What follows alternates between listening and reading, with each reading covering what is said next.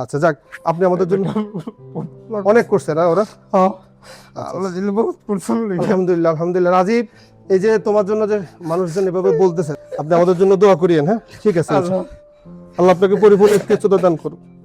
আসসালামু আলাইকুম রহমতুল্লাহ। আলহামদুলিল্লাহ সাল্লাতু ওয়াসসালামু আলা রাসূলিল্লাহ। আমাদের একজন পেশেন্ট সুজন ভাই আমাদের আইসিইউ থেকে উনি আজকে কেবিনে শিফট হবেন। উনি গত 11 তারিখে আমাদের আইসিইউতে আসছিলেন, সন্ধ্যার সময় তো আসছিলেন না?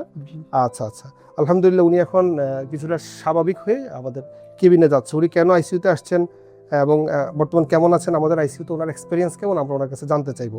তো সুজন ভাই, আপনার বয়স এই মুহূর্তে কত বলতে পারবেন? 42 বছর না? আচ্ছা ডক্টর, উনি আসলে কি সমস্যা নিয়ে আমাদের হাসপাতালে আসছিল?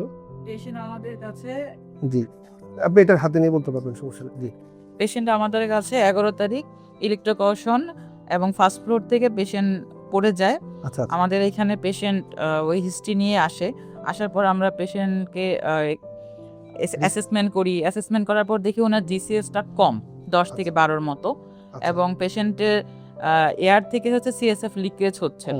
অটোরিয়া ডেভেলপ করে অ্যাক্সিডেন্টাল ট্রমার কারণে এবং ইলেকট্রোকাউশন জন্য আর কি। পরে পেশেন্টকে আমরা পর্যবেক্ষণ করে চিকিৎসা শুরু করি। চিকিৎসা শুরু করার পর পেশেন্ট এখন ওনার জ্ঞানের মাত্রা একদমই ভালো, ভাইটালসগুলোও ভালো। আমরা তো দেখতেই পাচ্ছি উনি আলহামদুলিল্লাহ রেসপন্সও খুব ভালো করতেছে। আচ্ছা দর্শক, আপনারা শুনছিলেন আমাদের এই সুজন ভাই, উনি বিদ্যুৎ শর্ট সার্কিট হয়ে দোতলা থেকে নিচে পড়ে গেছে। নিচে পড়ে যাওয়ার পরে ওনার ব্রেনে একটু ইনজুর হয়েছে, যেটাকে আমরা এটাকে হেমাটোমা বলি। হেমাটোমা হলো, হেমাটোমা হওয়ার পরে ব্রেন থেকে ব্রেনের যে পানি, যেটাকে আমরা সিএসএফ বলি, সেই সিএসএফটা কান দিয়ে, বাম কান দিয়ে তো পানি বের হয়েছিল না, এখন কি বের হচ্ছে? এখন কমে আসছে না? আলহামদুলিল্লাহ, যেটাকে আমরা সিএসএফ বলি আর এটাকে আমরা অটোরিয়া বলি। আলহামদুলিল্লাহ পেশেন্টের বেশ জটিলতা হয়ে গেছিল। এক পর্যায়ে পেশেন্ট পার্টি এরকম হয়ে গেছে যে ওনারা হয়তো ওনাকে নিয়ে আশা ছেড়ে দিছিলেন যে আল্লাহ ওনাকে রাখবেন নাকি রাখবেন না, এই ধরনের একটা বিষয় হয়ে গেছিল। আপনি স্বাভাবিক থাকেন। তো আলহামদুলিল্লাহ পেশেন্ট আপনারা দেখতেছেন এই মুহূর্তে উনি ভালো আছে এবং আল্লাহর রহমতে ওনাকে আমরা কেবিনে শিফট করব আর কিছু অ্যাডভাইস আছে, ওই অ্যাডভাইসগুলো দিব। আচ্ছা, আমাদের মাদানী হাসপাতালে যে আইসিইউতে আপনি ছিলেন, কেমন, আমাদের সেবাটা কেমন ছিল? ভালো ভালো, আপনি সন্তুষ্ট আল্লাহর রহমতে? এই যে আপনার যে একটা অসুস্থতা ছিল, মানে আপনার বলতে কেমন ইয়ে ছিল, আপনি কি আসলে আপনি হিতাহিত জ্ঞানের মধ্যে ছিলেন? আমরা 2 দিন ছিল না। 2 দিন জ্ঞান ছিল না। আল্লাহর রহমতে এখন তো ভালো লাগতেছে না, একটু স্বাভাবিক থাকেন, অসুবিধা নেই। আচ্ছা যাক, আপনি আমাদের জন্য অনেক করছেন না ওরা। আলহামদুলিল্লাহ আলহামদুলিল্লাহ। রাজীব, এই যে তোমার জন্য যে মানুষজন এভাবে বলতেছে, থাক আপনি আপনি আমাদের জন্য দোয়া করিয়েন। হ্যাঁ ঠিক আছে, আচ্ছা আল্লাহ আপনাকে পরিপূর্ণ শ্রেষ্ঠতা দান করুন। ঠিক আছে ইনশাআল্লাহ। আস্তে আস্তে আস্তে হার্টবিট বেড়ে যাবে, আপনি আর ইয়ে করিয়েন না, আপনার হার্টবিট বেড়ে যাবে, স্বাভাবিক থাকেন। তো বাবা ঠিক আছে, আপনি ইনশাআল্লাহ কেবিনে যান, আমরা আপনার জন্য দোয়া করতেছি। আমাদের ডক্টর শিহাব ভাই আছেন। শিহাব ভাই, একটা এক্সেপশনাল কেস, তবে আইসিইউতে এগুলো কমন। হ্যাঁ, কেমন লাগছে আপনার কাছে যে আমাদের এখানে একটা এরকম রেগুলার সফল কেসগুলো আমরা দেখতেছি? আমাদের মাদানী হাসপাতাল যদিও হাসপাতাল নতুন, কিন্তু খুব আমাদের এক্সেপশনাল কেসগুলো আসতেছে, আল্লাহর রহমতে পেশেন্ট ভালো হয়ে উপরে যাচ্ছে। কেমন লাগতেছে আপনার কাছে? এবং বেশি As a doctor হিসেবে যে experience আইসিইউ থেকে কেউ আসলে কেউ আর উপরে যায় না, দেখা যায় যে আরো উপরে চলে যায়। আল্লাহ ঠিক দরবারে আছে? চলে তো, যায়। হ্যাঁ, কিন্তু এখানে আমি যে কয়দিন ধরেই মানে গত মিনিমাম মনে হয় 1 সপ্তাহে মনে হয় 4টা থেকে 5টা পেশেন্ট উপরে শিফট হয়েছে আলহামদুলিল্লাহ, এবং সুস্থ তারা হয়ে উপরে সুস্থ হয়ে আবার কেবিন থেকে বাসায় যাচ্ছে।